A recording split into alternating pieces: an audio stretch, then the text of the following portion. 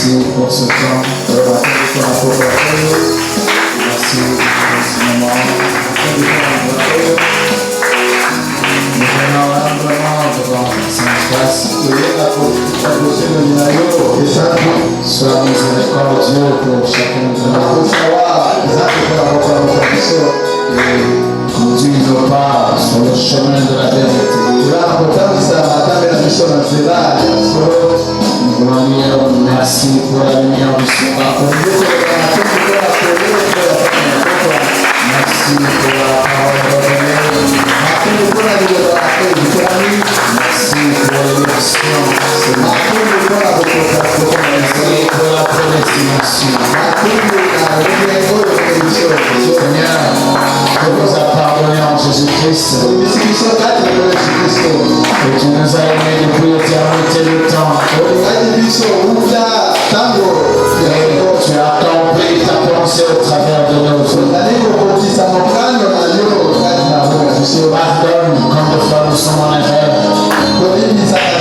Pardonne quand de fois nous sommes distraits. Pardonne quand de fois nous ne nous positionnons pas.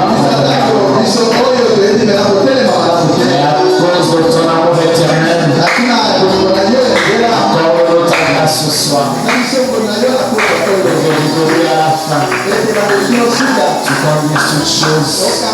Nous ne venons pas ici pour nous regarder les uns les autres. Nous venons ici, cherchons à rencontrer ta grâce, cherchons à découvrir ta puissance et à te connaître davantage dans la parole proclamée. Selon Malachie 4. À toi l'honneur et la gloire et la famille des saints au siècle des siècles. Dans le merveilleux nom de Jésus-Christ, nous devons essayer d'intercéder. Amen. Applaudissez pour le Seigneur. Nous allons lire maintenant Éphésiens 3.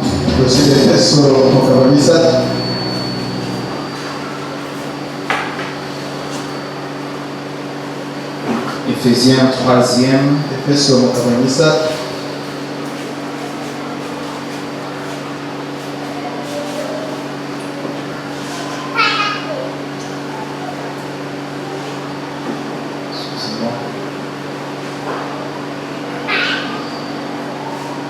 À partir de 14e verset.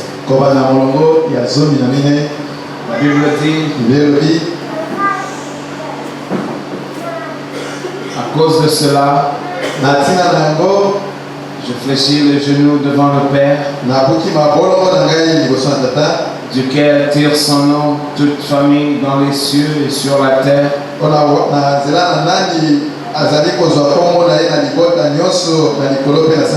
afin qu'il vous donne selon la richesse de sa gloire d'être puissamment fortifié par son esprit dans l'homme intérieur,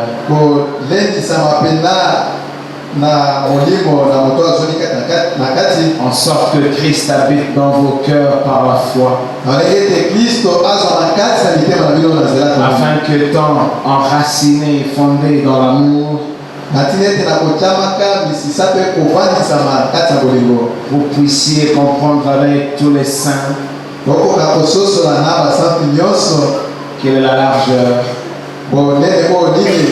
quelle est la longueur, quelle est la profondeur et la hauteur, et connaître l'amour de Christ qui surpasse toute connaissance, en sorte que vous soyez remplis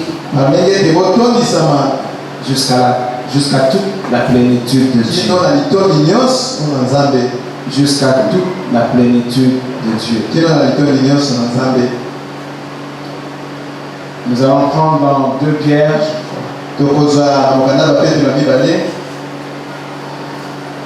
2 Pierre, 2e. 2 Pierre, premier chapitre, à partir du 2e. Verset Que la grâce et la paix vous soient multipliées par la connaissance de Dieu et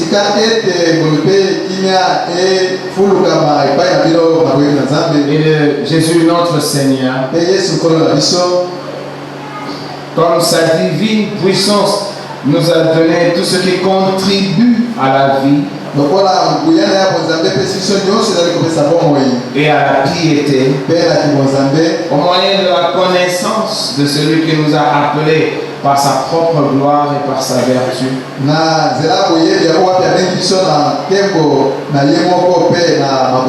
sa propre gloire et par sa vertu. Par sa propre gloire et par sa vertu, lesquels nous assurent de sa part les plus grandes et plus précieuses promesses. Afin que par elle vous deveniez participants de la nature divine, en fuyant la corruption qui existe dans le monde par la convoitise. À cause de cela même, faites tous vos efforts pour joindre à votre foi la vertu, à la vertu la science, à la science la tempérance, à la tempérance la patience, à la patience la piété, à la piété l'amour fraternel, à l'amour fraternel la charité. Que le Seigneur bénisse la vie de sa parole pour vous mettre.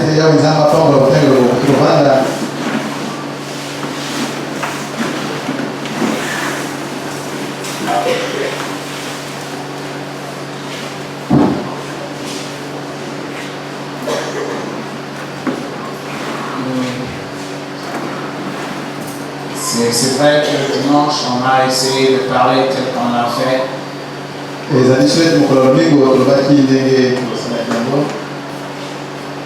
Bon, il est aussi vrai que je me suis un peu trop attardé sur certaines choses. Bon,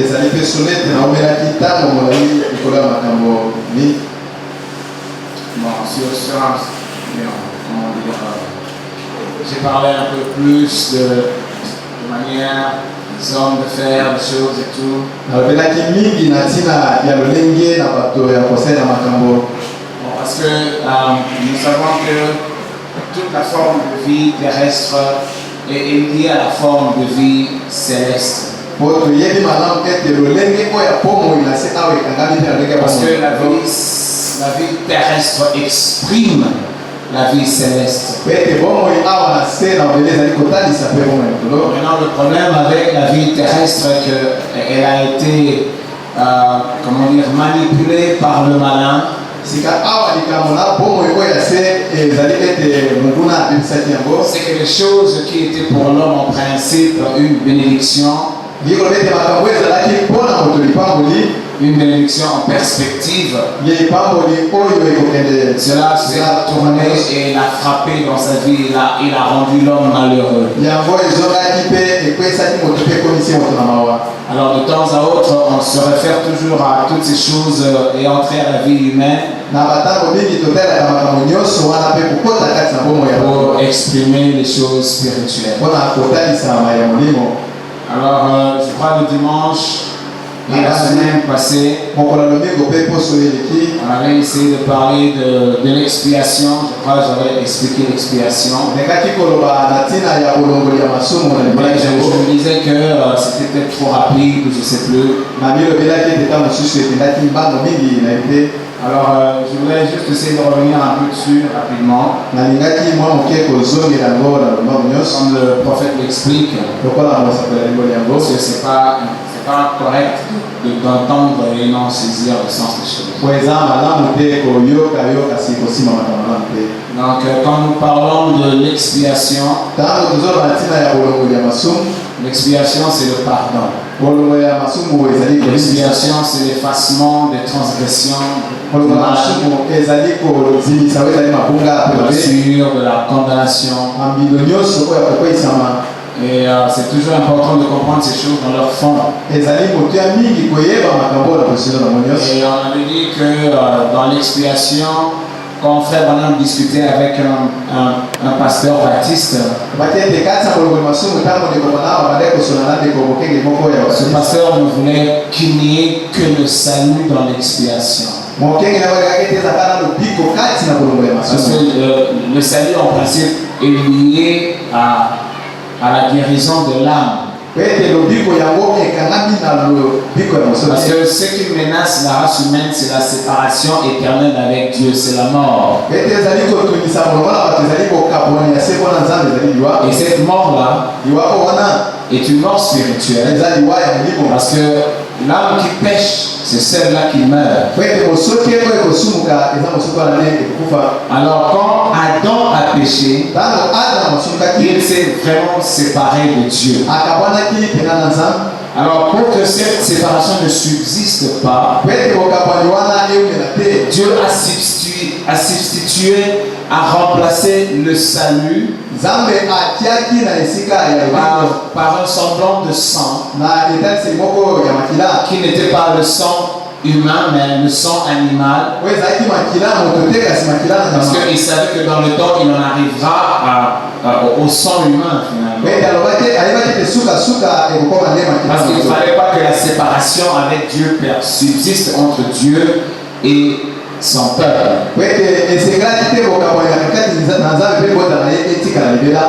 Alors maintenant, quand nous essayons de parler tel que nous parlons,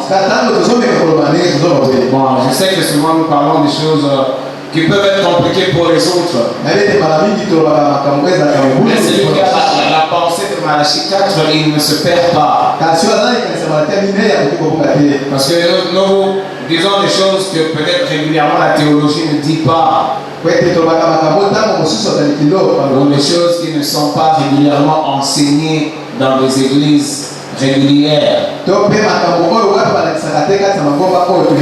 nous parlons par exemple de l'alliance par rapport à la création. J'ai jamais entendu parler de cela ailleurs. C'est Malachie 4 qui en a parlé. Et pour nous, Malachie 4 représente beaucoup de choses. Malachie 4 représente pour nous, je crois, Daniel 12. Qui parlait du livre scellé et caché, qui devait être révélé à la fin du temps. Malachie 4 pour nous représente Apocalypse 10, où l'ange puissant au temps du soir il descend avec le livre ouvert. Malachie 4 pour nous représente comment dire, la voix de l'ange. Quand Jean voulait écrire et la voix lui a dit non, c'est ces choses. Ces choses qui sont scellées, cachées. Malachie 4 pour nous vient résoudre la problématique de ce que Paul a dit, que nous connaissons en partie. Parce que le parfait c'est le Fils de l'homme. Les pentecôtistes pensent que le parfait c'est quand le Seigneur revient. Le parfait c'est la totale révélation de la parole de Dieu. La promesse de la révélation par le Fils de l'homme en ce temps de la fin et le retour du Seigneur. C'est ça Malachie 4 pour nous. Quand nous comprenons que les choses compliquées, profondes, qui venaient de la pensée de Dieu mais cachées, lesquelles choses, selon Amos 3:7, ne sont révélées que par le prophète, non pas par le pasteur ou la théologie. Amen. Donc ce sont des choses réservées pour être manipulé par les prophètes. C'est pourquoi on peut entendre parler de ce genre de révélation parlant de l'alliance de la création. Parlons de la première alliance, qui était une alliance parfaite. Et par cela, le prophète nous dit comment est-ce que Dieu, en principe, dans sa pensée réelle, l'homme vient par la création de la parole proclamée. Et c'est l'exemple qu'il nous donne. Tous les couples qui sont venus à la création, ils ne l'ont pas été par le croisement sexuel. Voilà. Alors il dit que cette façon a été parfaite. Voilà pourquoi dans cet état de perfection, ils étaient appelés à vivre à perpétuité. Sans maladie, sans tracasserie, sans tiraillement, rien du tout. La paix éternelle. Parce que le Dieu en qui nous croyons est un Dieu qui possède une paix éternelle. Par sa toute puissance, il a une bonté sans fin. Et il peut nous garantir de la sécurité éternelle dans simplement que du bien. Mais comme nous le disons pour comprendre, mais remarquez la différence de ce qu'était la vie adamique et de ce que la progéniture adamique connaît. Comment nous sommes limités, comment nous sommes vraiment diminués, comment nous sommes précaires, toutes ces choses. Et c'est là où maintenant le prophète parle de la deuxième alliance de la création. Maintenant, l'homme par la voie de la permission, on lui a donné la permission par le croisement sexuel de procréer. Donc le contact sexuel devient un acte procréateur. Parce que ça produit la vie. Mais maintenant, ce que les églises et vous et moi ignorons totalement, c'est que c'était un moyen qui est venu par la désobéissance. C'était un moyen qui s'était confirmé par une voie souillée. Alors là, le prophète nous explique, vous avez beau vous marier en ordre, vous avez été béni à l'église, mais l'acte sexuel, vu sa provenance, c'est-à-dire le moyen par lequel Dieu l'avait autorisé, est un moyen de la désobéissance, du manque de respect à l'autorité divine. Voilà pourquoi c'est un moyen tout troublé. C'est un moyen vraiment alors troublant. Parce que ça donne et la joie et l'amertume. Et l'homme ne fait que se lamenter toute sa vie. Alors donc, voilà pourquoi le prophète dit que pour maintenant sauver l'homme, alors cet être surnaturel qui devait venir, Christ, le Messie, il devait venir par la même moyen que le premier Adam, c'est-à-dire la création. Alors qu'il devait être humain, mais il est venu par une sémence créée. Bon, généralement, les églises ne disent pas ça. Mais puisque Malachie 4 est lié à Apocalypse 10, c'est-à-dire le livre fermé et ouvert, Dieu a révélé finalement les 7 sceaux. Et il nous a donné entre nos mains un menu à 7 plats. C'est-à-dire tout ce qui était caché depuis l'éternité. Évidemment, ce qu'il a réservé à donner à l'homme, Depuis Adam, depuis les patriarches antédiluviens. Depuis les patriarches ici après le déluge. Abraham, Isaac et Jacob. Depuis les prophètes. Depuis les apôtres. Jusqu'au temps de la fin. Alors il nous le révèle au temps du soir. Et nous avons vu au temps du soir. C'est dans Zacharie 14. Que là-bas vers le Sunset Mount. On a vu la nuée descendre. Manifestée par les 7 anges venant de l'éternité. Ordonnons à William Branham de retourner Jeffersonville pour l'ouverture de la parole. Et c'est ces paroles-là que nous parlons tel que nous parlons. La théologie ou le séminaire ne vous parlera pas de ces choses. Donc, c'est lui qui devait venir maintenant sauver l'homme. Il vient sauver l'homme pour le retourner dans son état originel. Il n'est vraiment pas venu nous sauver pour se contenter de nous bénir dans cette forme de vie soumise à la précarité. Cette forme de vie soumise à la vanité. C'est vraiment pas ça, comme on dit toujours, l'idée primaire de Dieu. Non.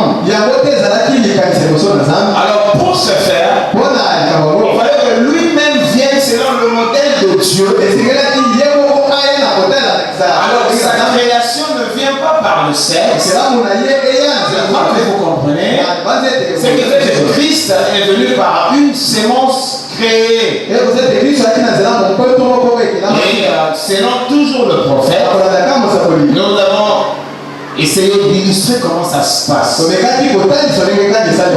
fois parler de ça, c'est très gênant. Même quand le prophète en parlait, il disait bon, nous sommes dans une assemblée mixte de foi. Même en nous le disant quand même avec beaucoup de précautions. Et nous avons dit comment est-ce que Marie, en principe, en concevant de cette parole proclamée, n'était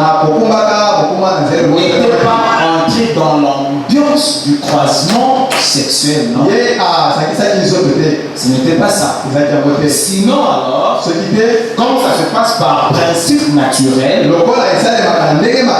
Marie allait donner de son ovule, de son œuf. Donc il participerait à la constitution de ce corps venant du surnaturel.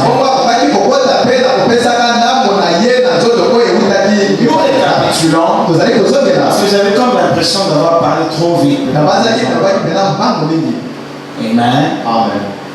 Alors, donc Marie n'était pas entrée dans cette action parce qu'elle ne rencontrait pas un homme. Mais le prophète explique que Dieu avait créé cette sémence parce que ça devait être une sémence venant de Dieu, une sémence venant de la perfection. Et il a placé un œuf et la sémence là dans la matrice de Marie. Et je crois que nous avons aussi expliqué tout ça. Qu'il y a certaines, comment dire, ouvertures bibliques qui démontrent que Jésus n'était pas de Marie. Et beaucoup ne savent pas ça. Et on a aussi compris que Marie de temps en temps elle-même l'oubliait. On rappelait il avait 12 ans, mais Jésus-Christ n'avait pas oublié qu'il ne lui appartenait pas. Moi et mon père, nous te cherchons vraiment, mais où est-ce que tu étais? Il s'est avéré que Jésus ne s'est même pas occupé de Marie. Il a plutôt désigné autrement ce qu'était son père. Et nous avons aussi dit quand il a commencé son ministère, sa relation avec Marie était toujours d'un homme et d'une femme. Qu'y a-t-il entre toi et moi? Qu'y a-t il entre toi? Jérusalem, comme les catholiques aiment bien le faire passer, la mère de Dieu. Non, Marie a été conçue par un homme et une femme. Marie était de la seconde alliance qui était soumise à la flétrissure. Voilà, à la flétrissure. Elle ne pouvait pas de son humanité produire Dieu. Entrer un peu dans la dimension. Quoique humainement, comment ça? Par rapport au livre ouvert, s'il vous plaît, Marie ne pouvait pas. Elle était une pécheresse. Voilà pourquoi d'ailleurs elle aussi était avec les apôtres dans la chambre haute. En train d'attendre la confirmation du oui de Dieu par rapport à l'œuvre de la croix de Jésus. Elle ne peut pas être la mère de Dieu. Non, elle ne l'était pas. Alors par la révélation, le prophète nous dit qu'elle a simplement porté comme une sorte de couveuse, donnant la possibilité à ce corps de sortir parmi les humains. Alors, comme la femme ne donne pas la sémence, alors Dieu n'a pas pris un homme venir donner sa sémence. Celui-ci devait venir de la manière dont Adam était venu par la parole proclamée. Je pense que là c'est réglé. Hein? Jésus-Christ est venu ainsi. Il ne redoutait pas la mort parce qu'il était immortel. Il était immortel pourquoi? Parce qu'il était exactement venu par la création comme Adam. Alors il pouvait donc donner sa vie. Il a j'ai le pouvoir de donner ma vie. Le secret de la manière dont il est venu. Et il est venu de cette manière-là afin de se retrouver dans un corps comme la race d'Adam. Et que lui-même, non pas en tant que Dieu, mais cette fois-là en tant qu'homme, il ouvre la voie du retour à l'état adamique parfait.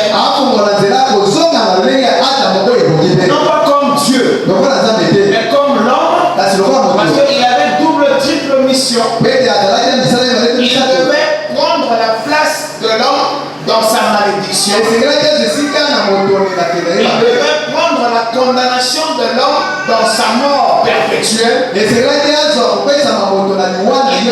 condamner la puissance du péché agissant dans ce corps mortel, charnel. Donc celui qui à l'Éden avait manifesté Adam était finalement lui-même venu dans la chair humaine. Pourquoi il est dit que celui qui, le second Adam, il est céleste. C'est dans 1 Corinthiens comme nous le lisons. C'était 1 Corinthiens 15e. Il est écrit, le premier homme, Adam, devint une âme vivante. Le dernier Adam est devenu un esprit vivifiant. Voilà. Pourquoi nous il est devenu vivifiant? Parce qu'il devait finalement vivifier le mortel qui a pris place après le péché de celui qui était créé parfait. Celui-là qui était créé à l'image de Dieu. Parce que figurez-vous, sans ce péché-là, Adam subsisterait à perpétuité. Amen. Alors lui, il est venu un esprit vivifiant. Mais ce qui est spirituel n'est pas le premier. C'est ce qui est animal. Donc c'est la dent de l'Éden. C'est l'animal. Voilà pourquoi ne pouvait que tomber. Ce qui est spirituel vient ensuite. Le premier homme tiré de la terre est terrestre. Le second homme est du ciel. Écoutez, Marie n'est pas céleste. Marie est terrestre. Jésus-Christ est céleste. Un point, un trait. Donc Marie ne pouvait pas être littéralement sa mère. Comme ça se passerait dans un foyer, dans un couple. Non, elle était, selon la révélation, l'incubatrice. Donc le sang qui était dans les veines d'Emmanuel était un sang qui ne venait que de la création, donc du ciel. Amen. Voilà pourquoi elle n'était pas sa mère. Je sais que c'est compliqué, mais nous sommes dans la révélation. Le second homme est du ciel. Tel le terrestre, tels sont aussi le terrestre. Tel le céleste, tels sont aussi le céleste. Vous allez voir même Jean, qui était dans son humanité l'amour de Jésus, comme on dit.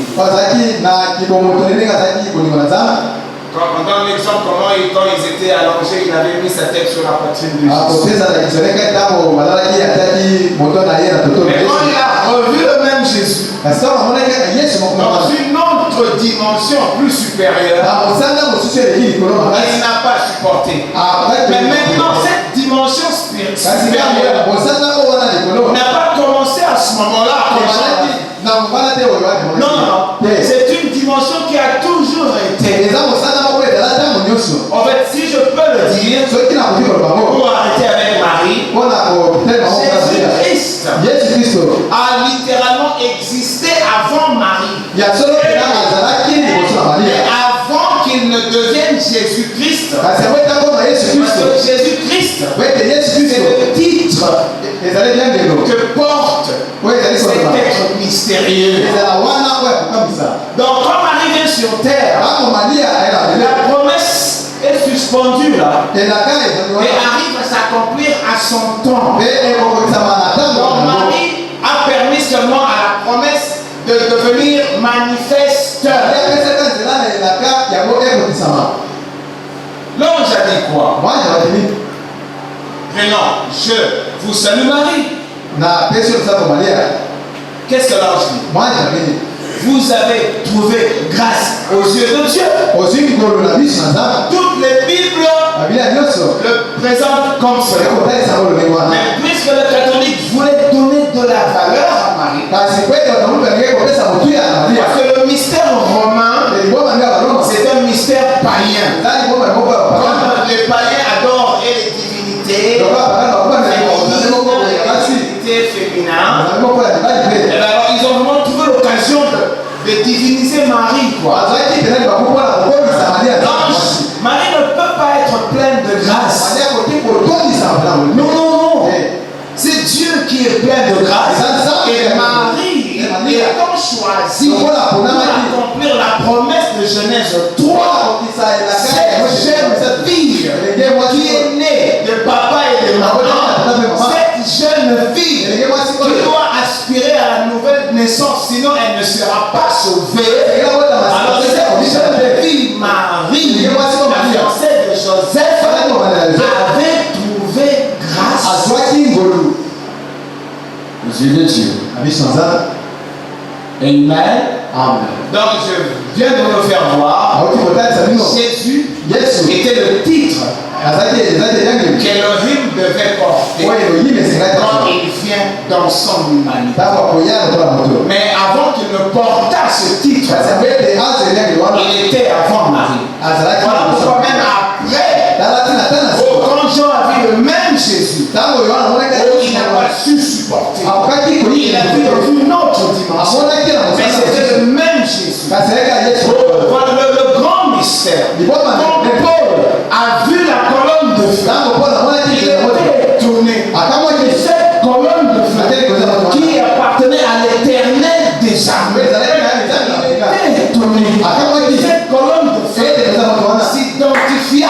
Jésus.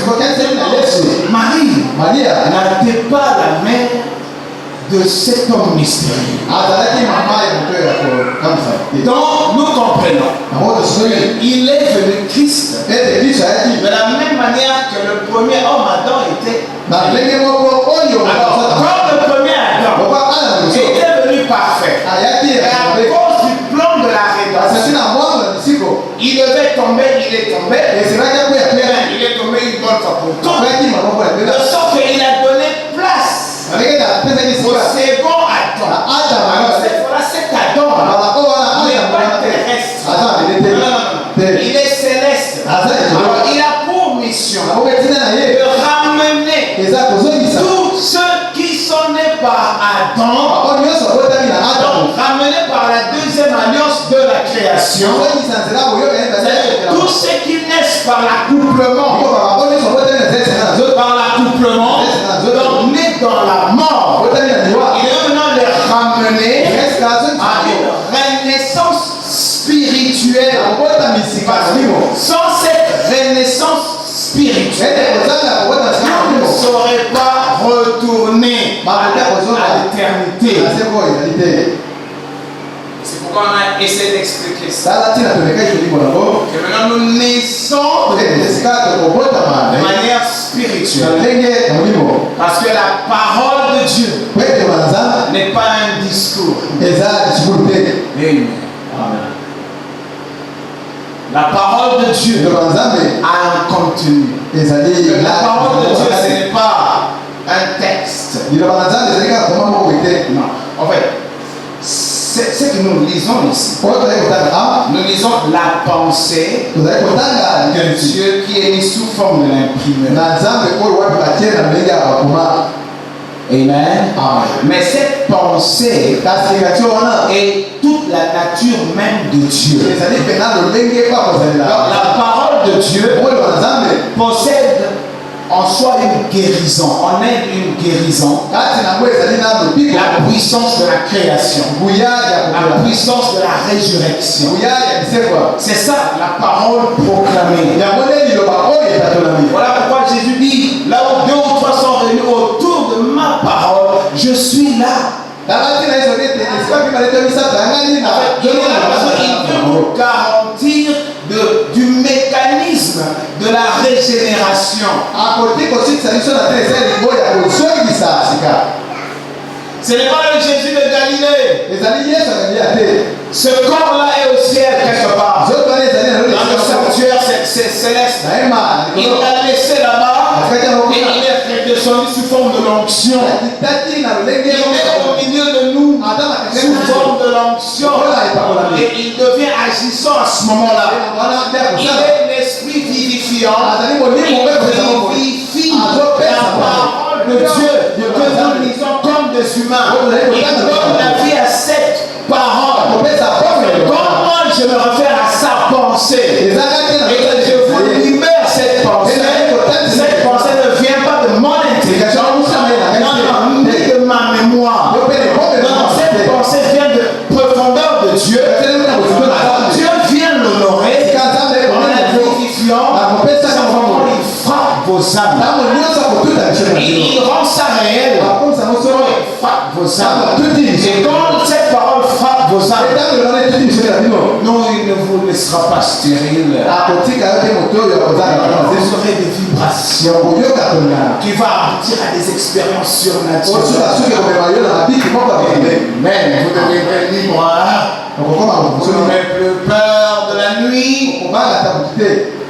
Vous n'aurez même plus peur de malédiction familiale. Parce que régénérer cette fois-là en Christ, vous êtes une nouvelle création. Les traces du sang de papa et de maman disparaissent là.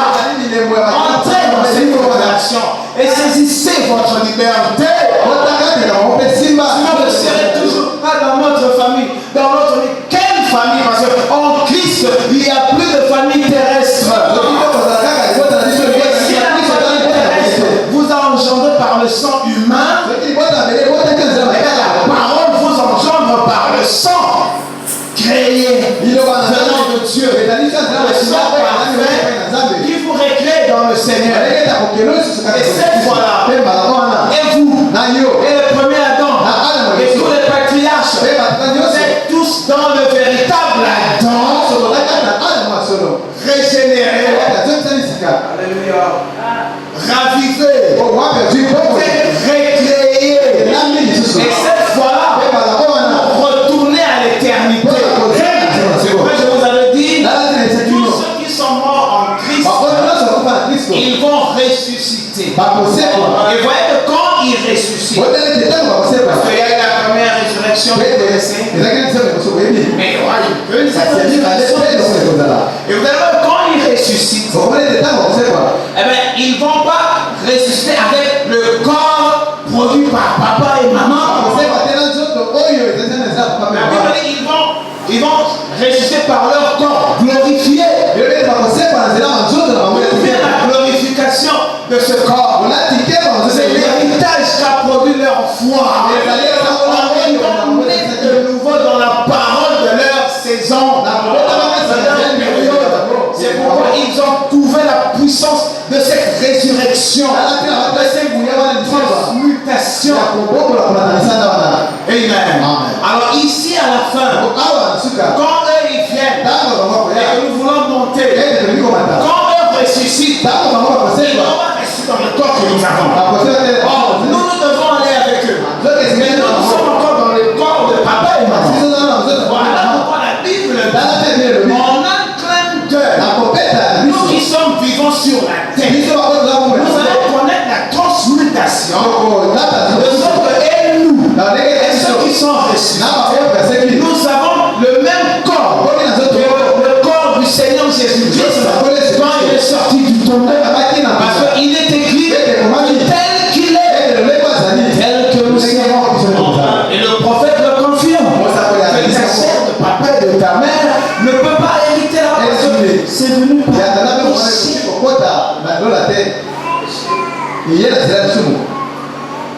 Amen. Je voulais vraiment récapituler, parce que j'avais vraiment l'impression d'avoir parlé trop rapidement. Je suppose que vous me suivez. Maintenant voilà pourquoi mécaniquement nous accédons à cette bénédiction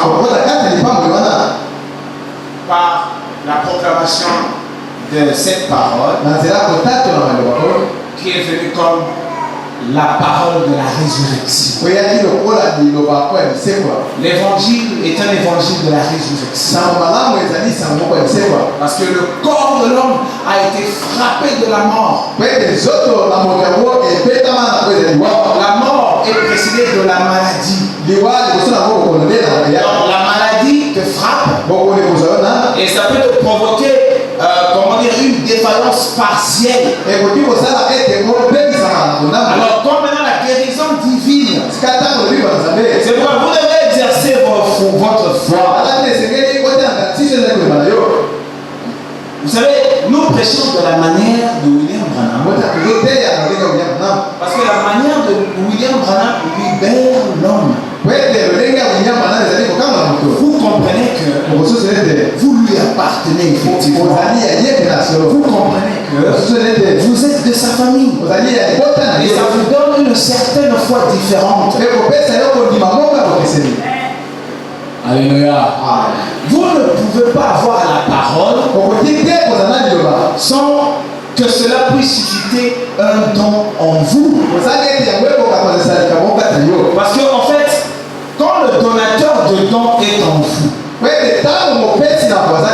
que le message de William Branham nous a ramené le donateur de dons. Voilà pourquoi nous ne cherchons pas la puissance de l'onction seulement. Nous expérimentons la vie du donateur de dons. C'est vrai, vous allez voir que chez les pentecôtistes, ils ne trouvent pas important de sanctifier l'église. Parce que pour eux, ils prennent la croix comme une possibilité de vivre comme on veut. Et le sang de Jésus-Christ ne nous purifie. Chaque soir quand ils viennent, ils passent d'abord par le sang, ils glorifient Dieu, ils prient, mais ils n'ont vraiment pas le souci de se sanctifier. Quand vous allez voir que les pentecôtistes, généralement, ils sont comme le monde. Ils aiment vraiment ressembler au monde, faire des choses comme le monde. Ils osent même dire que non, c'est Dieu qui a créé ça. Même les danses, ils dansent des danses. J'étais à Windsor, au Canada. Ma soeur est catholique, elle était tout le temps énervée. La manière dont les baptistes dansent, les ndombolés qu'on sort dans les églises. Ils enlèvent vraiment les cris là, des musiciens païens. Ils mettent maintenant le nom de Jésus là-dessus. Et ils le font de tout leur cœur. Non, c'est Dieu qui a créé toutes ces choses. La façon de s'habiller, ils disent que Dieu voit le cœur. Donc les pentecôtistes, ils n'ont pris que son onction. Et le message, c'est un ange. Conformément à Luc 17:30, qui dit, quand le Fils de l'homme se révélera, trouvera-t-il de la foi sur la terre? C'est nous. Et le Fils de l'homme s'est révélé. Amen. Donc le donateur de dons est venu. Parce que s'il ne vient pas, Amen, nous ne saurons pas l'exprimer dans sa plénitude. Nous ne saurons pas le manifester dans sa totalité. Parce que c'est cette pleine manifestation le Fils de l'homme dans la vie de chaque croyant qui nous dispose de la foi de l'enlèvement. La foi de l'enlèvement, c'est cette foi totale qui a la capacité d'apporter la guérison de tout le corps, de l'amener de l'immortel, du mortel à l'immortalité. Alléluia. Amen. Donc en fait, voilà pourquoi la promesse de Luc 17:30 s'est accomplie en cet âge. Ça ne pouvait pas s'accomplir à l'âge de Paul, à l'âge de Smyrne, à autre. Non, parce que prophétiquement, le peuple n'allait pas accéder à la totalité de la foi de Dieu. Mais c'est en cet âge de la fin. Voilà pourquoi la promesse du Fils de l'homme est égale comment dire, au parcours du soleil qui va de l'est à l'ouest. Alors il se manifeste à la fin. Comme c'est la fin, maintenant, ceux qui sont sur la terre, ils doivent se préparer pour aller à l'enlèvement. Pour aller à l'enlèvement, il faut accéder à la foi parfaite. Vous n'accéderez pas à la foi parfaite si le maître de cette foi ne vient pas s'implanter en vous. Amen. Voilà pourquoi nous n'avons pas eu seulement l'onction, mais nous avons eu et la justification, et la sanctification, et l'onction, et l'adoption. C'est-à-dire que Dieu nous confirme comme des co-ouvriers avec nous en ce temps de la fin. Amen. Alors quand il vient comme ça, sa présence en tant que Fils de l'homme, en tant que parole révélée, ça te donne la capacité, non pas selon toi, mais selon la promesse. Frère Madame dit, lui il était tellement colérique. Et cette colère était héréditaire. Il dit que sa mère, elle est une demi-indienne. Les choses vraiment brutales. Les Indiens de l'Amérique, c'était costaud. Il dit ma mère, demi-indienne, elle avait une colère, elle a affronté.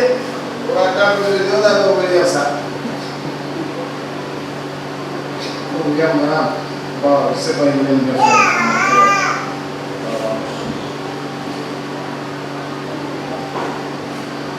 Excusez-moi si je peux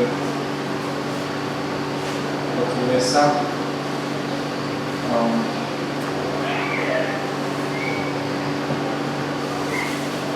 Bon, il dit, oui. Bon, je vais seulement lire, si je veux retrouver ça, c'est bon. Parce que c'est un français assez compliqué. Il dit ceci. Je me disais, je ne pourrais jamais être chrétien. Mais quand le Saint-Esprit est entré dans ma vie, avec ça, c'était réglé. Plus jamais. Une fois, j'ai rencontré une femme. J'avais été obligé d'aller couper l'électricité chez cette femme-là.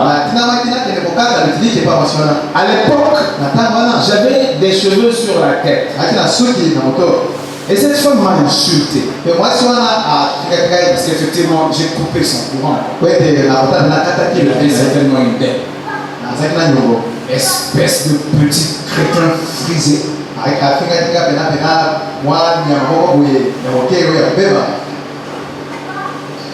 William va mettre aussi le portail. Je lui avais dit, madame, vous ne devriez pas jurer comme ça. Oh, vous ne craignez pas Dieu. Elle a dit, espèce de petit crétin frisé.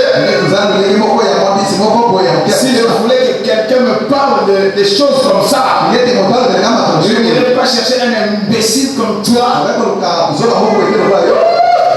C'est William Branham qui s'écrit. C'est écrit. Puis elle m'a appelé d'un homme grossier. Oh là là. Si ça avait été un an auparavant, je disais toujours dit. Non, moi William, je disais toujours qu'un homme qui frappait une femme, n'est pas assez un homme pour frapper un homme. Mais quand cette femme-là m'a insulté, si c'était une année avant, j'aurais peut-être carrément oublié les principes. Quand elle a appelé ma mère d'un vilain nom comme ça, mais vous savez quoi? Ça ne m'a même pas affecté. Écoutez, ça ne m'a même pas affecté. J'ai dit, je prierai pour vous. Pas dérangé du tout. J'ai su à ce moment-là qu'il m'était arrivé quelque chose. Oui, monsieur. C'est une autre citation. Et je disais, je ne pourrais jamais être chrétien. Mais si je veux vous dire une chose, ce soir-là, sur l'avenue Ohio, là-bas, quand le Saint-Esprit est entré en moi, cette question de tempérament colérique a été réglée. Tempérament colérique a été réglé. C'était terminé. Je me disais, je n'y arriverai jamais. Supporter. Je ne pourrai jamais être chrétien. Parce que je ne pourrai jamais me débarrasser de ça. De cette colère. Je disais, c'est inné. C'est inné. Je disais, mes amis, mon papa était coléreux. Et ma mère, qui était de mère indienne, avait de mère indienne. Inde, bon, l'Indien de l'Amérique. Elle avait un tempérament assez colérique pour affronter une scie circulaire. La colère de sa mère. Elle pouvait affronter une scie circulaire. Je disais, moi, À mes amis, si quelqu'un me saute dessus, il recevra la monnaie de sa pièce. C'est tout. Je disais, s'il faut que je grimpe sur un escabeau pour le frapper, je disais, je le ferai, ça c'est sûr. Vous voyez? Mais maintenant, on pourra me traîner là dans la boue. Et vous voyez? Pourquoi? Ce n'est pas moi. À quoi est-ce que je veux en venir ici? C'est qu'il s'est passé quelque chose. Cette vieille puissance, ce vieux William Branham est mort. Et quelqu'un d'autre est entré.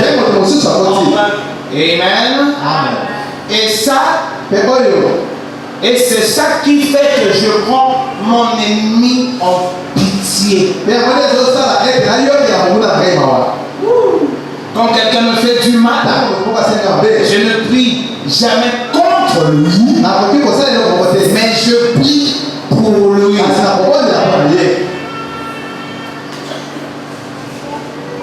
C'est pas compliqué. Parce que William Branham ne croyait pas. Et il avait des raisons de ne pas croire. C'était inné en lui.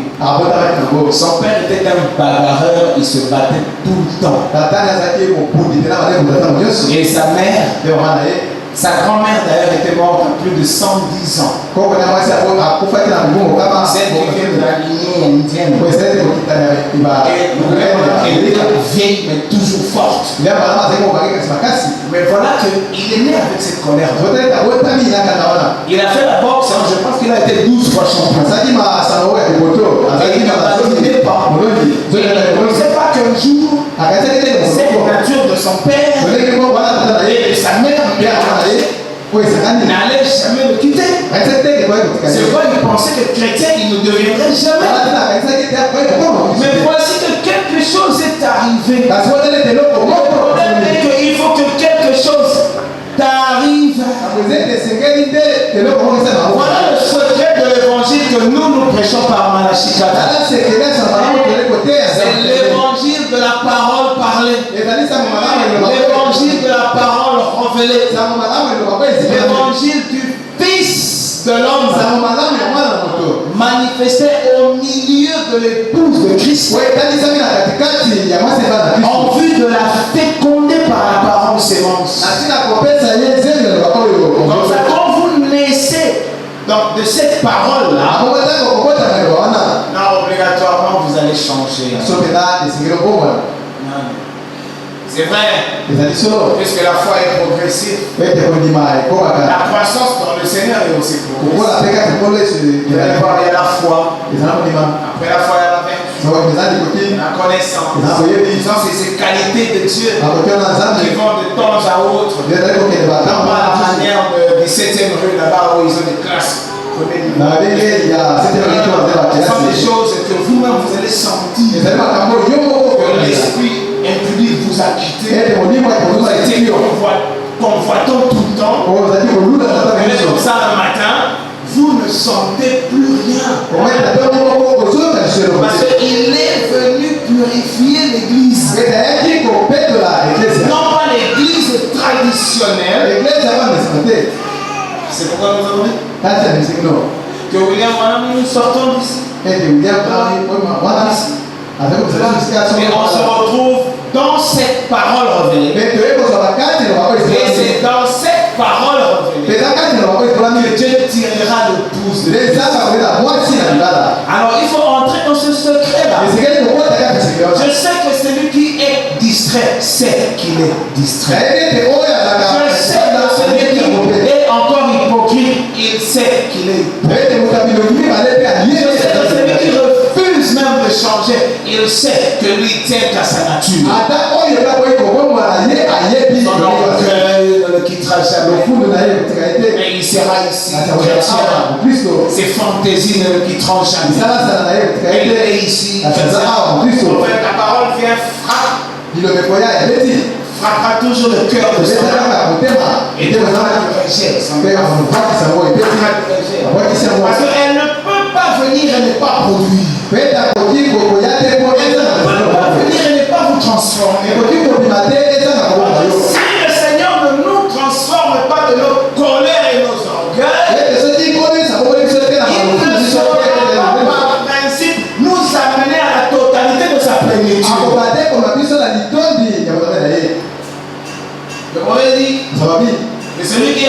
Saint-Esprit, il est doux, il est gentil, il a la maîtrise de soi.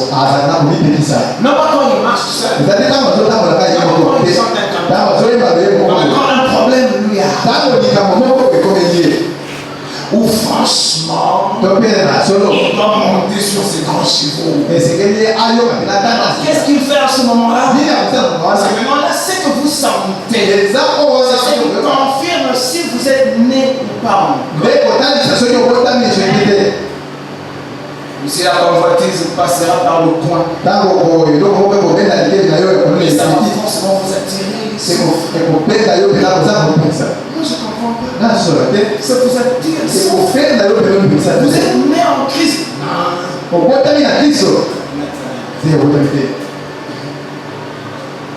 Alléluia.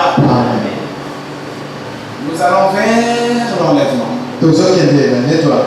Et notre expiation se confirme par le salut de l'âme et la guérison de ce corps. Pour arriver à la totalité de la guérison de ce corps, le prophète dit que la guérison est un enlèvement partiel. La guérison est liée à l'enlèvement. Parce que la voie de l'enlèvement va guérir totalement le corps. Alors quand la maladie vient frapper mortellement un point de votre corps, il a frappé par exemple de mort vos reins, ou il a frappé de mort votre cœur, ou vos poumons, je sais quoi. Concentrez-vous, exercez la foi. Vous savez, si vous le voulez bien, la capacité d'apporter la guérison, c'est-à-dire la résurrection partielle. Ça, c'est le mystère réservé à l'épouse de Jésus-Christ. Parce que William Branham dit, si Dieu ne vous donne pas ce genre d'expérience, à chaque fois quand vous tomberez malade, vous n'avez aucune foi pour que vous-même vous ordonniez à la maladie de s'arrêter. Alléluia. Amen. Vous devez travailler votre salut. C'est là où nous vous disons, comme Adam était avec lui, il n'y avait pas de barrière. Aujourd'hui, la saison de Luc 17, la saison de la révélation du Fils de l'homme, la saison de l'Apocalypse 10, c'est fini. Qu'est-ce que vous faites de ce Jésus que vous avez entre vos mains? Alléluia. Amen. Ce qui est impossible alors, entre lui est impossible.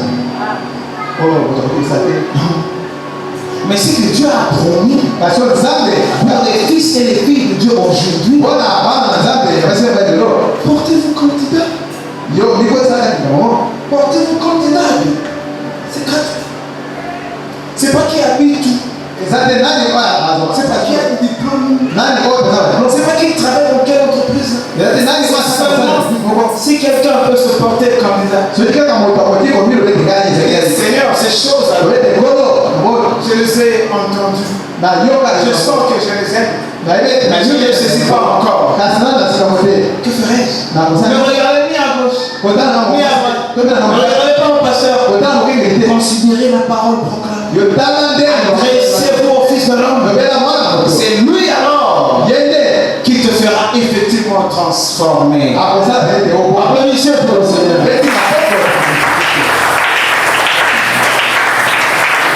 On va se lever.